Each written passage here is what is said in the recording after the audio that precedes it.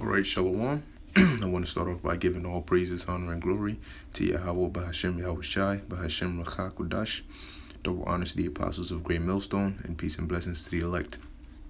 Through the Spirit, I just want to go into the topic, okay, of the elect and the two-thirds, okay, and the fine line between the two, okay, and how that line, all right, cannot be crossed, okay, cannot be the elect, all right, will never become two-thirds, and the two-thirds will never become elect, okay, because believe it or not, even in the kingdom, although all Israel will be saved and we're all going to be kings and enjoy the kingdom, all right, there's going to be a difference between the Lord's elect, all right, starting with the 144,000, all right, and the one-third, because the 144 are part of the one-third, but the 144 are specifically the prophets, okay, so there's going to be a difference between those, man.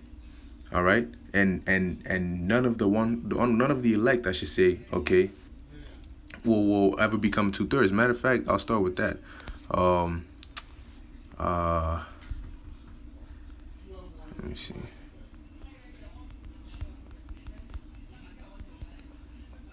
That's the spirit. I wasn't even thinking about this precept. Okay, it says here, John chapter 17, okay, verse 12. It says, "While I was with them in the world," okay, this is Yahweh Shai speaking. He says, "While I was with them in the world," okay, talking about his disciples, but really it's talking about spiritually it's to us, because the messages the Lord told his disciples, all right, is what we're to follow. Okay, it says, "I kept them in thy name; those that thou gavest me, I have kept, and none of them is lost, but the son of perdition, that the scripture might be fulfilled." Because believe it or not, Judas was ordained to do what he did. Ultimately, it wasn't meant for him to remain a part of the Lord's disciples. That's why he went and did what he did. Okay, but what the Lord said, "I have kept," and the Lord said he has kept them, and none of them is lost. Okay, and it's the same thing now, man. We are kept within the name and the blood of Yahweh Shai. Okay, and Lord willing, we be a part of the elect. None of us are gonna be unelected. All right, if you don't make it to the end, all right, then really you weren't of the elect to begin with. It doesn't matter how much it looked like you weren't. And if you see somebody make it on there who you might have thought, damn, that's a two-third, then ultimately they were an elect. It's not like they went from being a two-third to an elect. No, they were always, all right, a part of the Lord's elect. He just chose at that moment, all right, to let it be known. That's why it says in the scriptures, matter of fact, I'll just get what is it?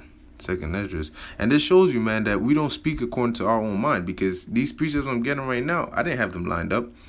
All right. But once you in the spirit, it starts flowing like rivers of living waters. All right. So it's Second Esdras 16 I'll start at verse 73, get to the point. It says, "Then shall they be known who are my chosen, and they shall be tried as the gold in the fire." Okay, so the Lord is gonna reveal at the time who his true elect are. Okay, who his true chosen are, and no, none of them are gonna become two-thirds. None of the two-thirds are gonna become elect. Okay, that's something that you gotta understand. There's a difference. There's always gonna be that difference. All right, since the beginning of the world. All right, because the Lord is a man that he cannot lie. He doesn't go back on his word. Okay, so I'll go back here. This is Job chapter 14, verse 4. It says, "Who can bring a clean thing out of an unclean? Not one." Okay, and you look at it spiritually right now, the two-thirds, they're unclean. We're all unclean, but through the Spirit, we've been cleansed by the blood of Yahweh Shai. Okay, so our spirit, okay, is clean because what? Oh, man, matter of fact, oh, these precepts are, man, they're amazing. All right, it says, all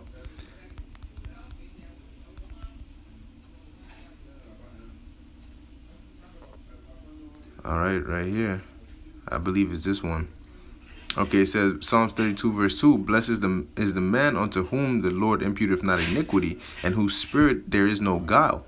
Okay, and that's talking about the elect. I think there's another precept that goes more in depth on that.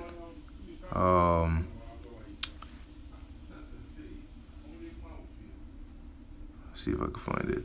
There it is, right here. Revelation chapter 14, verse 1. All right, and I'll just jump around to the point. It says, "And I looked, and lo, a lamb stood on the Mount Zion, and with him 144,000, having his father's name written in their foreheads." Okay, that's the elect. It says, "And I heard a voice from heaven as the voice of many waters." And when you read in Revelation 1 and 13 on down, it tells you the Lord Yahushua, what, he had a voice of many waters. So who is this talking about? All right, it says, "And as the voice of a great thunder, and I heard the voice of harpers harping with their harps. And they sung as it were a new song before the throne and before the four beasts and the elders. And no man could learn that song but the 144,000 which were redeemed from the earth." Okay, now jumping down to the verse 5, it says, "And in their mouth was found no guile, for they are without fault before the throne of the Lord." Okay, and what comes out of your mouth is really what's in your spirit, what's in your mind to begin with. Okay, so like it says, whose spirit there is no guile. Really, that's talking about the elect. Okay, so going back to Job, where is it? Job chapter 14, verse 4 says, "And who can bring a clean thing out of an unclean?" Okay, the elect are those clean things, because in their spirit, the Lord, there's no guile in their spirit. Okay, the 2/3 right now, they're dirty. That's why the Lord has to purge them with the judgment that's coming to clean them up. Okay, so amongst those 2/3 who are unclean, okay, you can't bring them into you can't clean them. Only the Most High can do that. And right now, their destiny is to die. Their fate is to die, so they can be cleansed. All right, and come through the loins of an elect. But before that happens, they're not going to be clean. You can't turn them clean out of that uncleanness that they're in. That's why it says not one. Okay, only the Lord can do that. All right, so next precept, I believe, is in Amos chapter 9, verse 9. I'll start at verse 8. It says, "Behold, the eyes of the Lord power are upon the sinful kingdom." That sinful kingdom mainly is America. Okay, it starts here with America, the daughter of Babylon. This place is just, if you look at everything in this place, is like designed to go against the Bible, against the scriptures. Why is it that the scriptures say you're not supposed to be eating shrimp, crab, lobster, pork, but and many more? But here it is. They have a store, a restaurant specifically called Red Lobster, where they sell these kinds of foods and make it a delicacy. That's deliberately done to go against the scriptures, and that's a sin, because you're breaking the laws of the Heavenly Father. Okay, so matter of fact, you gotta prove all things, right?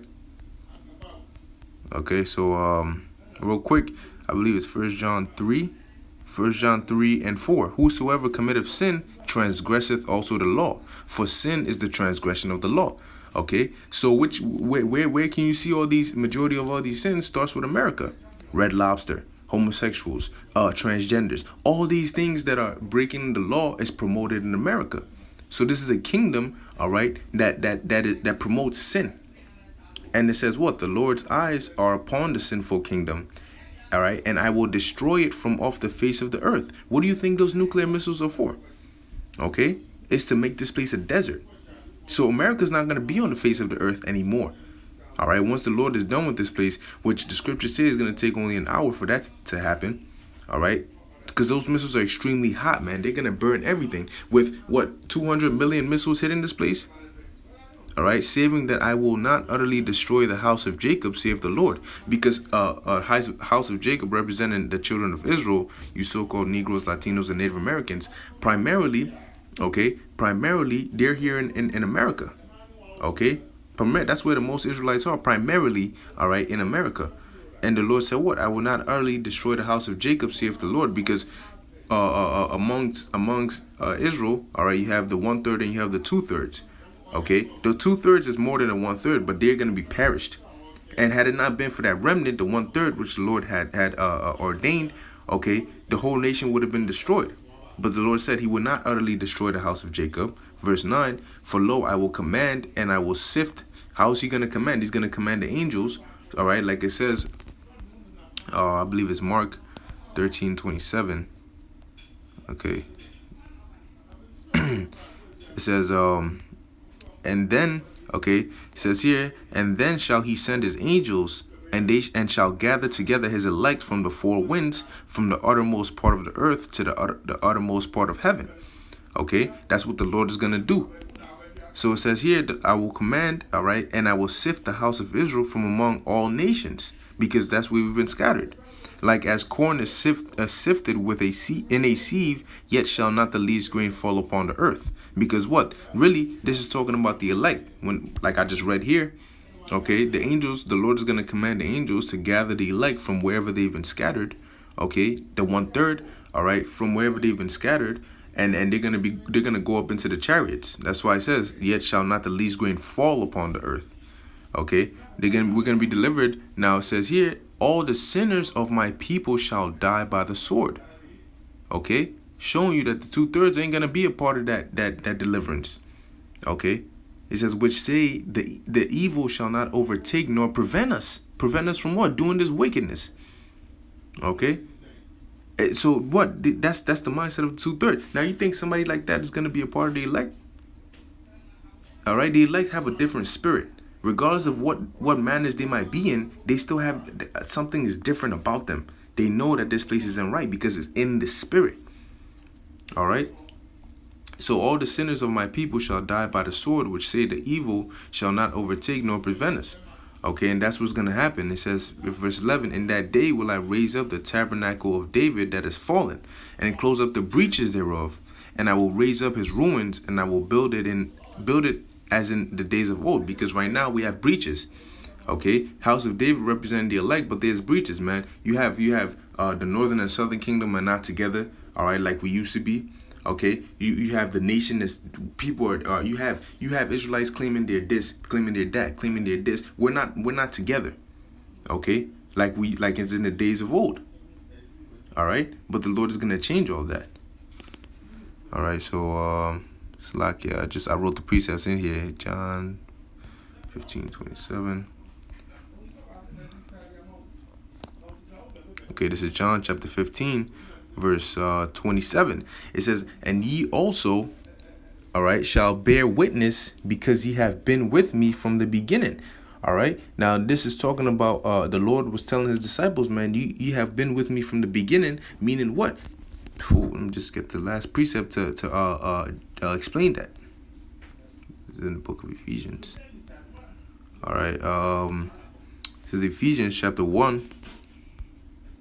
Start at verse 3. All right, it says, "Blessed be the power and Father of our Lord Yahushua HaMashiach, who hath blessed us with all spiritual blessings in heavenly places in Hamashiach, according as he has chosen us in him before the foundation of the world, that we should be holy and without blame before him in love." So he chose us before the foundation of the world. That's why Yahushua said, all right, John 15 verse 27, spiritually meaning what? "And ye shall also bear witness, because ye have been with me from the beginning."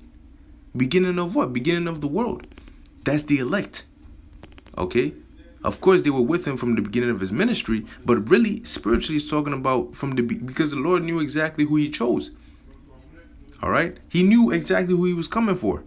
When all the disciples that were with the Lord, that were meant to be with the Lord, were part of the elect, and the Lord knew that. I say meant to be with the Lord because what? Judas wasn't really meant to be with the Lord. That's why he went and did what he did. Okay. So I keep going in Ephesians. It says, "Having predestinated us onto the adoption of children by Yahushua HaMashiach to himself." So the Lord knew that Israel was going to end up in a state where he would have to send his son, all right, to what? Adopt, starting with the elect, okay, the children of Israel back onto him. It says, "According to the good pleasure of his will, to the praise of the glory of his grace, wherein he hath made us accepted in the beloved." Okay. So what? Starting at going back to verse 5, it says what? No, verse 4, it says, "According as he has chosen us, the elect, in him before the foundation of the world." The 2/3 weren't chosen to be of the elect from the foundation of the world. They were ordained to be 2/3 from the foundation of the world. Okay? ultimately in the kingdom, all right, like I said, we're all gonna enjoy the pleasure, okay, the paradise. But what, the elect are never gonna become 2/3 because the Lord already ordained them. Verse 5, having predestinated us, okay, onto the adoption of children by Yahushua HaMashiach to himself. And today, in this day and age, we do that by this word. Those that have been predestinated to do what they're doing are those who are doing what they're doing now. Those who hear the word and they open the door so Yahushua can sup with them. Those are the ones who, because that's why the scriptures say, that's why Peter said, well, I stir up your pure remembrance. Okay, because we knew it. And we're just coming back to it. Because we were predestined to be doing this, doing what we're doing. All right. So I just finish up the verse. It says, having predestinated us unto the adoption of children by Yahushua HaMashiach to himself, according to the good pleasure of his will. Okay. So just keep in mind, man, there's always going to be a difference between the 2/3 and the elect. You'll see the difference between the difference in how they act. Okay. The elect aren't going to be into this world. Certain things are going to disgust the elect. All right, they're going to get disgusted, and that's why it says in Ezekiel, the 9th chapter, the 4th verse, set a mark upon the men that sigh and cry for the abominations that be done thereof. 2/3 don't sigh and cry for that because that's what they do. They like it. But being that we're not a part of this world, we hate it. And that's how you see the difference.